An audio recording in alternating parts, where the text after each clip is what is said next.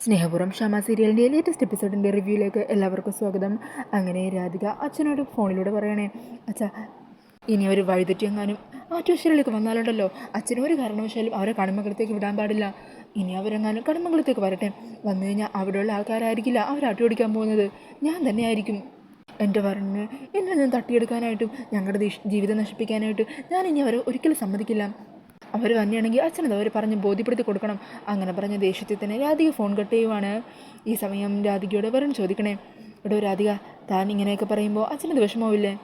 വിഷമാവട്ടെ, അച്ഛനും അമ്മയോട് തെറ്റും ചെയ്തിട്ടില്ല. പക്ഷേ മുത്തശ്ശിയും പ്രിയങ്കേനെയും ഇനി അച്ഛൻ നിലക്ക് നിർത്തിയേ പറ്റുള്ളൂ. ഇനിയും അവർ കാരണം ഒരു പ്രശ്നം കൺമകളത്തുണ്ടാവാൻ ഞാൻ സമ്മതിക്കില്ല. ഇനി അവരങ്ങോട്ടേക്കൊന്ന് വന്ന് നോക്കട്ടെ. അവരകത്തേക്ക് കയറിയാലുണ്ടല്ലോ, കൈ കിട്ടുന്ന സാധനം എടുത്ത് രണ്ടിൻ്റെ തല കടിക്കും ഞാൻ. അത്രയ്ക്ക് ദേഷ്യമുണ്ട് എനിക്ക്. ഇവിടെ രാധിക തന്നെ സമാധാനപ്പെടും. പിന്നെ ഞാൻ എന്താ ചെയ്യേണ്ടത്? വരൻ്റെ സ്ഥാനത്ത് മറ്റാരെങ്കിലും ആയിരുന്നെങ്കിലോ? എൻ്റെ കുടുംബക്കാർ ഇത്രയും പ്രശ്നം ഉണ്ടാക്കുമ്പോൾ ഇതൊക്കെ കണ്ട് എന്നെ സഹിച്ചുകൊണ്ടിരിക്കുമായിരുന്നോ? എന്നെ അപ്പം തന്നെ അടിച്ച് പുറത്താക്കില്ലേ? വരണിൻ്റെ കുടുംബക്കാരും എന്നോട് അത്ര സ്നേഹവും കരുതലൊക്കെ കാണിക്കുമ്പോൾ തിരിച്ചെന്തെങ്കിലും എൻ്റെ ഭാഗത്തുനിന്ന് എനിക്ക് ചെയ്യാൻ പറ്റുന്നില്ല സങ്കടം മാത്രമേ ഉള്ളൂ എനിക്ക്. ഇനിയും മുത്തശ്ശി കാരണം നമുക്കോ നമ്മുടെ കുടുംബത്തിനോ ഒരു പ്രശ്നം ഉണ്ടാവാൻ ഞാൻ സമ്മതിക്കില്ല വരുൺ. അതെൻ്റെ തീരുമാനം തന്നെയാണ്. അങ്ങനെ രാധികയുടെ വാക്കുകളൊക്കെ കേൾക്കുമ്പോൾ സന്തോഷത്തോടു കൂടി ഇരിക്കുമുണ്ടോ വരുൺ.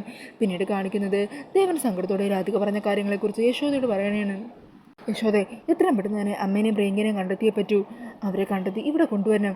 ഇനിയും അവർ കണിമംഗലത്തേക്ക് പോകാനായിട്ട് പാടില്ല. ഇവിടെ പൂട്ടിയിട്ടിട്ടാണെങ്കിലും ശരി, രണ്ടിനെയും അടക്കി നിർത്തിയേ പറ്റുള്ളൂ. എന്തൊക്കെ അവർ കാണിച്ചു കൂട്ടുന്നതെന്നറിയോ? അന്നേരം യശോദ പറയണേ, എന്നാലും ദേവേട്ട, ഈ വയസ്സാങ്കാലത്ത് അമ്മ ഇതൊക്കെ എന്ത് ഭവിച്ചിട്ടാണ് കാണിച്ചു കൂട്ടുന്നത്? താണെന്നുണ്ടെങ്കിലും വേഗം വാതിലടക്ക്, നമുക്കിപ്പോൾ തന്നെ അന്വേഷിച്ച് പോകാം. അങ്ങനെ പറഞ്ഞ് അവർ വാതിലടച്ചിറങ്ങാൻ നേരത്തായിരിക്കും കേട്ടോ മുത്തശ്ശി പ്രിയങ്കേനെയും കൂട്ടി അവിടെ എത്തുന്നത്. അന്നേരം അകത്തേക്ക് കയറാൻ തുടങ്ങുമ്പോൾ ദേവൻ ചോദിക്കണേ, അല്ല ഇതെങ്ങോട്ടേക്കാ? നാണോ ഇല്ലേ അമ്മേ? നിങ്ങൾ ചെയ്തു കൂട്ടിയ കാര്യങ്ങളെക്കുറിച്ച് തന്നെ ഞങ്ങൾ ഇത്ര നേരം സംസാരിച്ചുകൊണ്ടിരുന്നത്. തലക്ക് സ്ഥിരതയില്ലാത്ത ഇവളെ ഗർഭിണിയാണെന്ന കള്ളം പതിർഞ്ഞ് കണിമംഗലത്തേക്ക് കയറിക്കൂടാൻ നോക്കി. അത് പൊളിഞ്ഞപ്പോൾ ആത്മഹത്യ നാടകമായിട്ട് നടക്കുവാണ്. എന്നിട്ട് എന്ത് കിട്ടി അമ്മക്ക്? ഈ സമയം ദേവൻ യശോദനെ അകത്തേക്ക് പിടിച്ചുകൊണ്ട് പോകുവാണ്. എന്നിട്ട് പറയണേ, അമ്മയുടെ ഉദ്ദേശം എന്താ? എന്തിനാ അമ്മ ഇങ്ങനെയൊക്കെ കാണിച്ചു കൂട്ടുന്നത്? എന്ത് നേട്ടമാണ് അമ്മയ്ക്ക് ഇതിൽ നിന്ന് കിട്ടാനുള്ളത്? അന്നേരം യശോദ ചോദിക്കുന്നുണ്ട്, കണിമംഗലത്തുള്ളവർക്ക് ഇവളെ വേണ്ട, വരുൺ ഇവളെ വേണ്ട. ഇവളുടെ തലയ്ക്കാണെങ്കിൽ ഇപ്പോൾ സുഖവുമില്ല, പഴയ കാര്യങ്ങളൊന്നും ഓർമ്മ പോലുമില്ല. അതെല്ലാം ഞങ്ങൾ ഉൾക്കൊണ്ടില്ലേ? എന്നിട്ട് അമ്മക്ക് എന്താ അതൊന്നും ഉൾക്കൊള്ളാൻ പറ്റാത്തത്? അന്നേരം സുകുമാരി പറയുന്നുണ്ട്, ഓ നീയൊക്കെ ഉൾക്കൊണ്ടത് എന്താണെന്ന് എനിക്കറിയാടി. പുന്നാരമോള് രാധികയുടെ ജീവിതം മാത്രമുള്ളൂ നിങ്ങളുടെ കൺമുമ്പിലുള്ളത്. എന്നാൽ എനിക്കങ്ങനെയല്ല. എനിക്ക് എൻ്റെ കൊച്ചുമോളുടെ ജീവിതം സുരക്ഷിതമാക്കണം. അവൾ ആഗ്രഹിച്ചതുപോലെ അവളെ കണിമംഗലത്തെ മരുമകളാക്കണം. അതിനുവേണ്ടി ഞാൻ എന്തു ചെയ്യും? ഇതൊക്കെ അമ്മ എപ്പോഴും ഒന്ന് അവസാനിപ്പിക്കുക എന്ന് ദേവൻ ചോദിക്കുവാണ്. അന്നേരം മുത്തശ്ശേരനെ, ഇതിനുള്ള ശ്രമങ്ങളെ ഞാൻ അവസാനിപ്പിക്കാൻ പോകുന്നില്ല. എനിക്ക് ജീവനുള്ള കാലത്തോളം വരെ ഞാനിതിന് ശ്രമിച്ചുകൊണ്ടേയിരിക്കും. അതുകൊണ്ട് എൻ്റെ മരണത്തിലൂടെ മാത്രമേ എന്നെ നിങ്ങൾക്ക് തോൽപ്പിക്കാനായിട്ടാകുള്ളൂ. നിങ്ങൾക്ക് ഈ പ്രശ്നത്തിനൊരു പരിഹാരം വേണമെന്നാണെങ്കിൽ നിങ്ങൾ നല്ലപോലെ പ്രാർത്ഥിക്കുക. എൻ്റെ ആയുസ് അങ്ങ് പെട്ടെന്ന് ഇല്ലാതാക്കി കളയാൻ, അല്ലാതെ വേറൊരു മാർഗ്ഗവും ഇല്ല. ഈ സമയം പ്രിയങ്ക അച്ഛനെ തോണ്ടിക്കൊണ്ട് പറയണേ, നമുക്ക് പ്രാർത്ഥിക്കാം അച്ഛാ. ഈ സമയം പ്രിയങ്കയോട് ദേഷ്യപ്പെടുവാണ്ടോ ദേവൻ. അന്നേരം മുത്തശ്ശി പറയണേ, മോളെ നീ വാ, നമുക്ക് റൂമിലേക്ക് പോകാം. അങ്ങനെ പറഞ്ഞ പ്രിയങ്കയും കുട്ടി മുത്തശ്ശി റൂമിലേക്ക് കയറുവാണ്. ഈ സമയം താക്കോലെടുത്ത് ദേവന് യശോദയെ പിന്നാലെ ചെല്ലുവാണ്ടോ. അങ്ങനെ അവർ റൂം അടച്ചതും ദേവൻ പുറത്തു നിന്ന് റൂമിൻ്റെ താഴിട്ട് പൂട്ടുവാണ്. എന്നിട്ട് യശോദനോട് പറയണേ, രണ്ടാളും അവിടെ തന്നെ കിടക്കട്ടെ. ഇനി അവർ എന്തൊക്കെ തന്നെ പ്രശ്നം ഉണ്ടാക്കിയാലും ശരി, ആ റൂം തുറക്കണ്ട. അവർ കണിമംഗലത്തേക്ക് ഒരിക്കലും പോകാൻ പാടില്ല. ഭക്ഷണം എന്തെങ്കിലും വേണമെന്ന് വെച്ചാൽ ആ ജനലിൽ കുടിയങ്ങ് കൊടുത്താൽ മതി. അന്നേരം യശോദ ചോദിക്കുന്നുണ്ട്, അല്ലേ ദേവേട്ട, ഇനി അമ്മ പ്രശ്നം ഉണ്ടാക്കിയാലോ? പോലീസിനെ മറ്റേ വിളിച്ചാലോ? വിളിക്കുവാണെങ്കിൽ വിളിക്കട്ടെ. ഇനി നമ്മൾ നാണം കിടാനായിട്ടൊന്നുമില്ലല്ലോ. എന്താണെന്ന് വെച്ചാൽ ചെയ്യട്ടെ. നമ്മുടെ ശവം കണ്ടിട്ട് അമ്മയ്ക്ക് തൃപ്തിയാകുള്ളെങ്കിൽ അങ്ങനെ ആവട്ടെ. അങ്ങനെ പറഞ്ഞ് അവരവിടെ നിന്നും പോകുവാണ്. പിന്നീട് കാണിക്കുന്നത് CI മോഹനും ഗൗതമും ചേർന്ന് കള്ളു കുടിച്ചുകൊണ്ടിരിക്കുന്നതാണ് കേട്ടോ. അന്നേരം ഗൗതം പറയണേ, എന്നാലും സാറേ ആകെ നാണക്കേടായി പോയല്ലോ. നമ്മൾ ഇത്രയൊക്കെ പ്ലാൻ ചെയ്തിട്ടും അവൾ ആ രാധികയാണല്ലോ അവിടെ സ്കോർ ചെയ്തത്. നമ്മുടെ എല്ലാ പ്ലാനും അവൾ തകർത്ത് കളഞ്ഞില്ലേ? ഇനിയിപ്പോൾ എന്ത് ചെയ്യും? എങ്ങനെ നമ്മൾ പ്രിയങ്കയെ അവിടെ കണിമംഗലത്തേക്ക് തിരിച്ചു കയറ്റും? ഈ സമയം CI പറയണേണ്, എനിക്ക് ആ സുകുമാരി അമ്മയുടെ സംസാരം കേട്ടിട്ടാണ് കൂടുതൽ ചൊറിഞ്ഞു കയറി വന്നത്. അവർക്ക് ആരാ മുമ്പിൽ നിൽക്കുന്നെന്നുള്ള ഒരു ബോധം പോലുമില്ല. നാവിനൊരു ബെല്ലും ബ്രേക്കും ഇല്ലാത്ത സ്ത്രീ എന്തൊക്കെയാണ് പറഞ്ഞതെന്നറിയോ? എൻ്റെ സ്വഭാവത്തിനാണെങ്കിൽ അന്നേരം തന്നെ അവരടിച്ചൊതുക്കി ഞാൻ മൂല കിട്ടാനും. സാർ അവരുടെ കാര്യം വിട്ടേക്ക്. നമുക്ക് ആവശ്യം പ്രിയങ്കേനെയാണ്. അവൾ എങ്ങനെയെങ്കിലും കണിമംഗലത്ത് കയറ്റിയേ പറ്റൂ. വരുണിൻ്റെ രാധികയും കൂടി സന്തോഷത്തോടെ ജീവിക്കാൻ പാടില്ല. അവർക്കിടയിൽ ഒരു തടസ്സമിട്ട് ഒരു പ്രശ്നമിട്ട് എന്നും പ്രിയങ്ക ഇടയിലുണ്ടാവണം. അതിനവളെ എങ്ങനെയെങ്കിലും കണിമംഗലത്തേക്ക് തിരിച്ചു കയറ്റിയേ പറ്റുള്ളൂ സാർ. അന്നേരം CA പറയണേ, എന്താണെങ്കിലും നാളെ ഞാൻ തിരിച്ച് സർവീസിലേക്ക് റീജോയിൻ ചെയ്യുവാണല്ലോ. താനൊരു കാര്യം ചെയ്യ്, പ്രിയങ്കയോടും സുകുമാരിയോടും സ്റ്റേഷനിലേക്ക് വരാൻ പറ, അവരോടൊരു കംപ്ലൈൻറ്റ് തരാൻ പറ. എൻ്റെ പോലീസ് യൂണിഫോം വെച്ച് ഇനി എന്തെങ്കിലും ചെയ്യാൻ പറ്റുമോ എന്ന് നമുക്ക് നോക്കാം. അന്നേരം ഗൗതം പറയണേ, അല്ല സാർ നാളെയല്ലേ തിരിച്ച് ജോലിയിലേക്ക് ജോയിൻ ചെയ്യുന്നത്, അന്നേരം തന്നെ ഒരു പ്രശ്നം ഉണ്ടാക്കണോ? ഈ സമയം സി പറയുവാണ്, എടോ നാളെയാണെങ്കിലും അടുത്ത ദിവസമാണെങ്കിലും നമ്മൾ ചെയ്യാൻ പോകുന്നത് ഒരു തെറ്റായ കാര്യം തന്നെയാണല്ലോ, അത് പിന്നെ എന്തിനാണ് വൈകിപ്പിച്ചുകൊണ്ടിരിക്കുന്നത്? ഒരു ഭാഗത്തുകൂടി കളിമംഗലത്ത് തകർക്കാൻ ബെഞ്ചമിൻ കയറി കഴിഞ്ഞു, മറുഭാഗത്തുകൂടി പ്രിയങ്ക സുകുമാരിയമ്മയും കൂടി തകർക്കട്ടെ എന്നേ, ചുറ്റു ശത്രുക്കൾ വളയട്ടെ, ആകെ ഒരു ശ്വാസം മുട്ടൽ അവന്മാർ അനുഭവിക്കട്ടെ. ഈ സമയം ഗൗതം പറയണേ, എന്തുണ്ടെങ്കിലും നമ്മുടെ പ്രശ്നങ്ങൾ ഒരു ഭാഗത്തുനിന്ന് ഒതുങ്ങി വരുവാണ് അല്ലേ സാറേ? ബെഞ്ചമിനോടെ കളിമംഗലത്ത് മാനേജറായിട്ട് കയറി, സാറ് നാളെ റീജോയിൻ ചെയ്യാൻ പോകുന്നു. ഇനി പ്രിയങ്കയും കൂടി അവിടെ കളിമംഗലത്തിനകത്ത് കയറി കഴിഞ്ഞാൽ ശുഭം. പിന്നെ അച്ഛൻ്റെ ജയിലിൽ നിന്നുള്ള മോചനം, അതും കൂടി മാത്രമേ ഉള്ളൂ. അതും കൂടി കഴിഞ്ഞാൽ നമ്മൾ സെറ്റായി സാർ. പിന്നെ കളിമംഗലം കുടുംബത്തിൻ്റെ നാശമാണ്, അതിലൂടെ നമ്മളുടെ വളർച്ചയും. സാറിനോട് മുമ്പ് പറഞ്ഞതുപോലെ തന്നെ കളിമംഗലത്തിൻ്റെ ഒരു വലിയ ഭാഗം ഷെയർ സാറിനുള്ളത് തന്നെയാണ്. അന്നേരം മോഹൻ പറയണേ, അത് പിന്നെ അങ്ങനെ തന്നെ വേണം.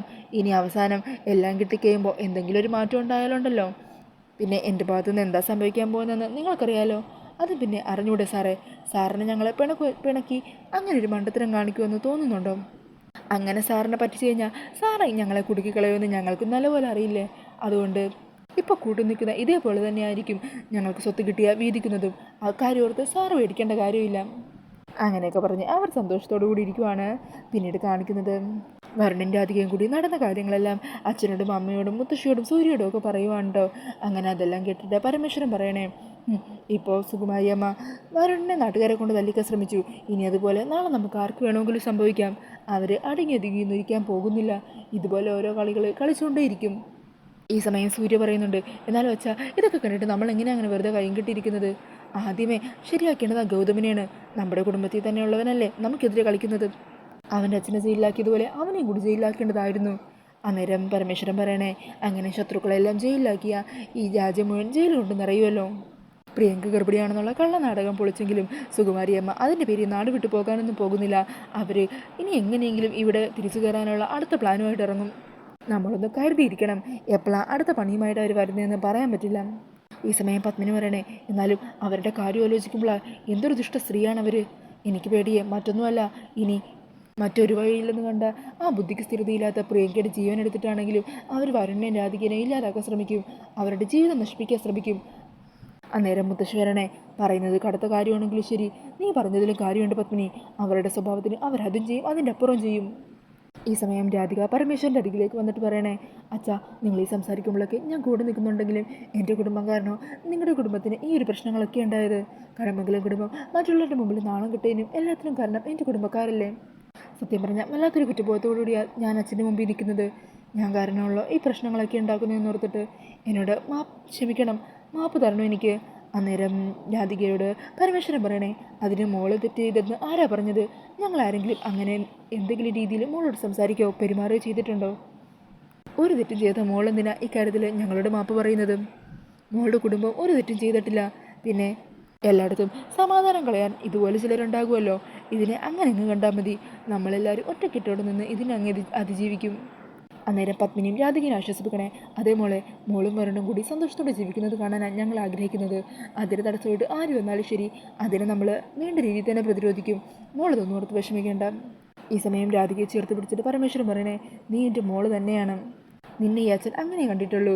അങ്ങനെ പറഞ്ഞ് രാധികയെ ചേർത്ത് പിടിക്കുവാണ്. അത് കണ്ട് വരണത്തിൽ സന്തോഷത്തോടു കൂടി നിൽക്കുവാണ് കേട്ടോ. പിന്നീട് കാണിക്കുന്നത് റൂമിലിരിക്കുന്ന പ്രിയങ്കേനും മുത്തശ്ശീനുമാണ്. ഈ സമയം മുത്തശ്ശി പറയണേ, നമ്മൾ ഇന്ന് ചെയ്ത പ്ലാനെല്ലാം പൊളിഞ്ഞു, എന്നാലും നമുക്ക് ആലോചിക്കാം, പുതിയ വഴികൾ കണ്ടെത്താം. എങ്ങനെയെങ്കിലും നിന്നെ കടമംഗലത്ത് തിരിച്ചു കയറ്റണ്ടേ? എന്തെങ്കിലും ഒരു വഴി തെളിഞ്ഞു വരാതിരിക്കില്ല. ഈ സമയത്തായിരിക്കോട്ടെ മുത്തശ്ശിയുടെ ഫോൺ റിങ് ചെയ്യുന്നത്. അങ്ങനെ പ്രിയങ്ക ഫോൺ എടുത്ത് കൊടുക്കുവാണ്. ഗൗതമായിരിക്കലും ഫോണിൽ, എന്താ? അല്ല നിങ്ങളിപ്പോൾ എവിടെയാ? ഞങ്ങളായിട്ട് വശീരിൽ അല്ല, നിങ്ങൾ അവിടെ കയറ്റിയോ? കയറ്റിയില്ല. അങ്ങനെ തടയാൻ ശ്രമിച്ചാലും കയറാനായിട്ട് എനിക്കറിയാമല്ലോ.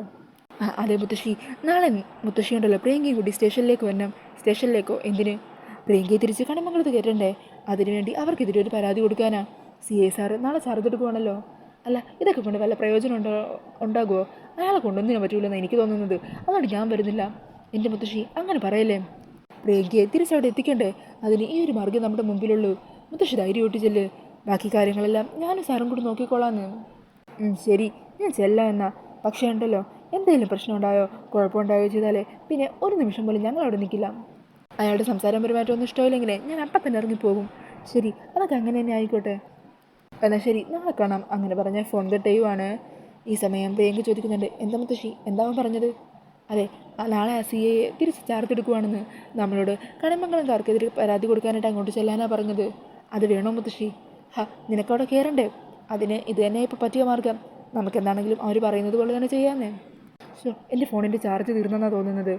എൻ്റെ ഫോണും ആ പുഴയിൽ വെച്ച് പോയി മുത്തശ്ശി. എന്താണെങ്കിലും കുറച്ച് കഴിയുമ്പോൾ പുറത്ത് പോയി ചാർജർ എടുത്തിട്ട് ചാർജ് ചെയ്യാം. അല്ല മുത്തശ്ശി, എനിക്ക് വല്ലാതെ വിശക്കുന്നു. എനിക്കും വിശക്കുന്നുണ്ട്. ഞാനേ കഴിക്കാൻ എന്തെങ്കിലും പോയി എടുത്തിട്ട് വരാം എന്ന് പറഞ്ഞ് മുത്തശ്ശി വാതിൽ തുറക്കാൻ നോക്കുമ്പോഴായിരിക്കും കേട്ടോ അത് പുറത്തുനിന്ന് പൂട്ടിയിട്ടിരിക്കുവാണെന്ന് മനസ്സിലാവുന്നത്. ചേട്ടാ, ഇത് പുറത്തുനിന്ന് പൂട്ടിയിട്ടിരിക്കുവാണല്ലോ. നമ്മൾ പുറത്തിറങ്ങാതിരിക്കാൻ വേണ്ടി ദേവനും യശോദയും കൂടി ചെയ്ത പണിയായിരിക്കും ഇത്. അയ്യോ മുത്തശ്ശി, ഇനി നമ്മൾ എന്ത് ചെയ്യും? ഈ സമയം മുത്തശ്ശിയാണെങ്കിൽ വാതിലിട്ട് കൊട്ടുവാണ്. ദേവ, യശോദേ, വന്ന് വാതിൽ തുറക്കും. എന്നിട്ട് ആരും വരാത്തത് കാണുമ്പോൾ മുത്തശ്ശി ജനൽ തുറക്കുവാണ്. ഈ സമയം യശോദയും ദേവനും അവിടെ നിൽക്കുന്നുണ്ടാവും കേട്ടോ.